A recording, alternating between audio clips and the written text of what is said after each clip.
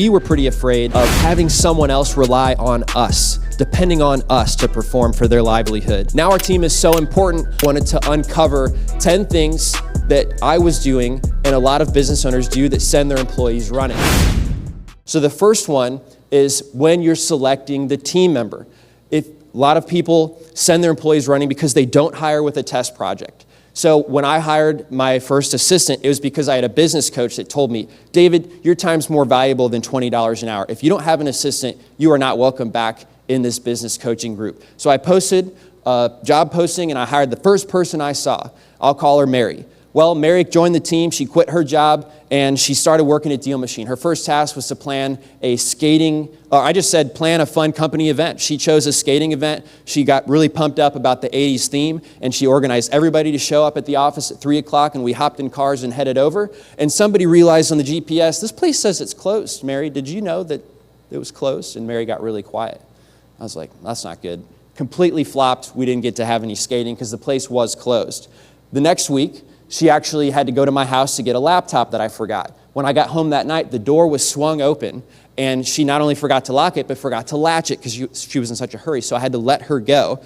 And now, the assistant I've had to go through some test projects. I paid her $300 to plan a fun company event. I gave her the contact info to make sure she handled the communications. And we did test projects so that when I made the hire, it was a good fit for both of us before she disrupted her life, changed jobs, and I disrupted my team with bad planning. So the second thing employers do that send their employees running is they outsource their hiring. So we grew, I hired leaders, and my customer success leader had 12 people under her. She wanted to maintain the full control of the hiring process when it was time to add a 13th person. So I said, okay. She showed me the best 3 candidates, and she picked one that didn't really make sense for me, but I stood true to my word, and I let her have the final say.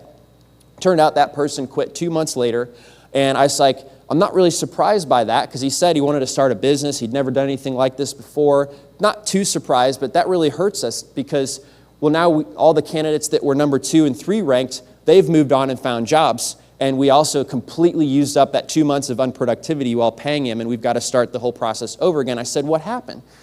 And she said, well, man, I just thought we needed that ethnicity on our team. And I thought so too, but you have to pick the best person.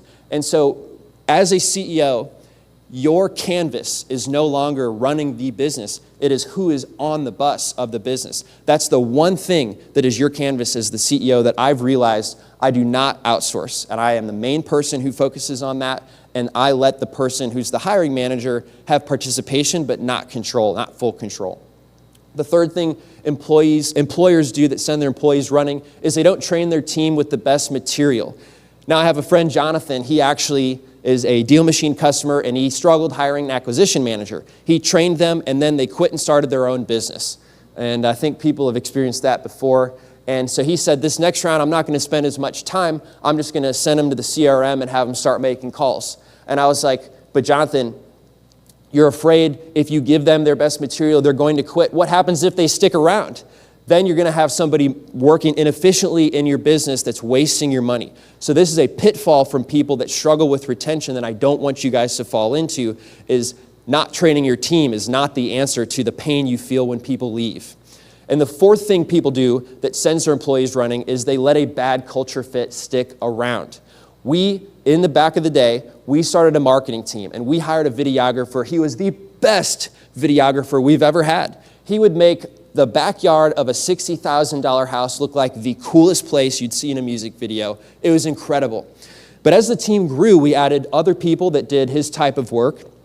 And it became apparent that the way he does things is a little bit different than the way the rest of our team does things.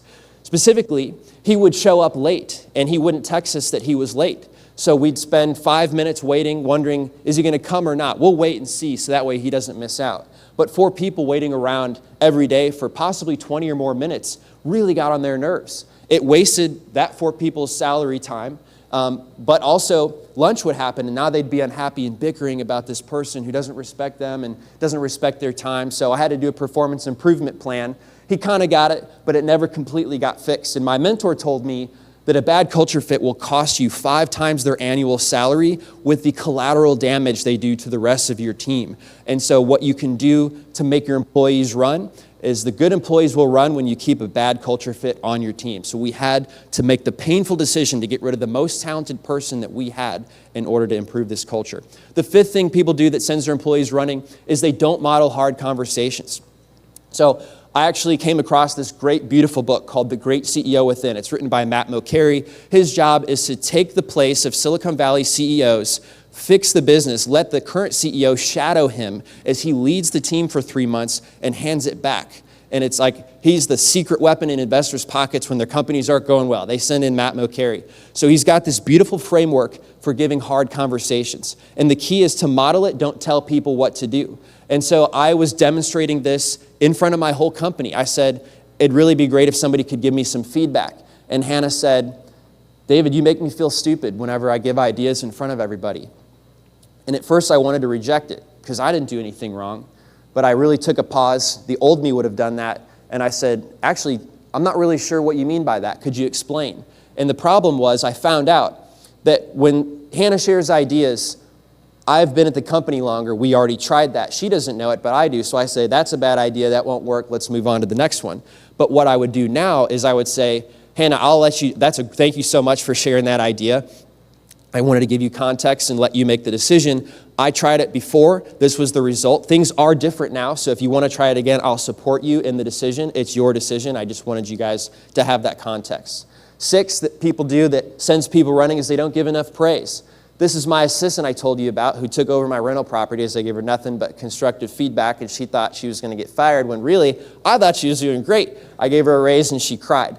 One of the things that's helpful for me as a male that's logical and is not wired to be giving all this praise is the bucket list reward system. So we plug in our 6 values, which are have hard conversations, read the play, take ownership, etc. My other team members can acknowledge when good jobs are done. Our Black Friday sale ran 3 hours late. And so they acknowledge another employee for staying, taking ownership, and it's my money they're giving, a $100 gift card for recognizing that employee. So things I don't even see get acknowledged with my name and money attached to it, supporting their positive feedback that you guys can implement as well. Number 7 things that people do that send people running is they don't dig for critical feedback. Nobody who works for you has an incentive to tell you when you're doing wrong. You hold them to a microscope, but nobody holds you to a microscope. So you have to ask not once, not twice, but 3 times. And you have to phrase it this way. Hey, I really appreciate you doing this one-on-one. You're doing good work. Can you think of any time when I rubbed you the wrong way or something I did really made you feel bad? I would really appreciate it if you send this to me because I'm actually trying to improve as a leader, and I cannot do that unless you tell me something that I could do better. Please, it would be a great gift. That's how you have to ask it, to dig for that feedback. You won't grow and you won't find out, and they'll quit and you'll never know why unless you start asking that question. The 8th thing people do that sends employees running is doing their job. When my business partner was on paternity leave, we had a bug in the app, and it was pretty stressful because he's a key player.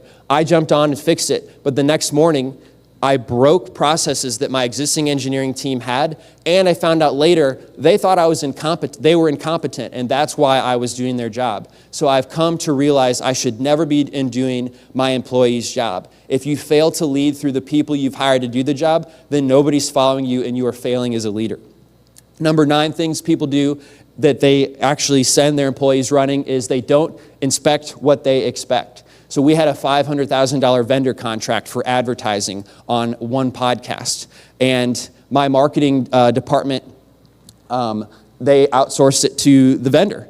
And at the end of the year, I checked in on it. We hadn't received $200,000 of deliverables. And I checked with my leader, and she said, oh, well, you always trust me to do the work, so I trusted them to do the work. And that's when I realized the old me would have fired that person for not doing a good job, but the new me realizes that I didn't demonstrate the correct behavior. I didn't inspect along the way what I expected, and therefore she didn't inspect what she expected. And so now we gave a $200,000 loan with no interest to somebody. We'll get it made up later, but you guys get the idea is you have to demonstrate those examples, and when you don't inspect it, then you just get really mad and fire a good employee when it was your problem to be inspecting it along the way in the first place.